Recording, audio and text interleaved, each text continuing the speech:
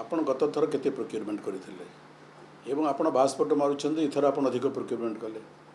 आपण जेते लक्ष मेट्रिक टन अधिक प्रोक्योरमेंट कले बोलिक खातार पत्र देखौछन्ती सेतिक अधिक परिमाण चाष होईछि कि ओडिसा रे गोटे वर्ष भितर चाषर परिमाण बा चाष जमीर परिमाण बढ़ी कि आपण कंपेयर करंतु। नंबर एक। नंबर दुई जे अनेक जगह देखा देछि खाता पत्र कलेक्शन होईछि एवं बजार रे सस्ता दर रे जोटा मु देखी पश्चिम ओडिशा अनेक जिले में छत्तीसगढ़ सरकार से माने रबी धान संग्रह करती ना चाषी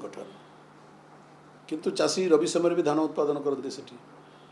से धान मार्केट को सस्ता मूल्य रे आसे एवं से अधिकांश दाना बॉर्डर क्रॉस करके इलीगल भाव में ओडिशा भीतर को आसूची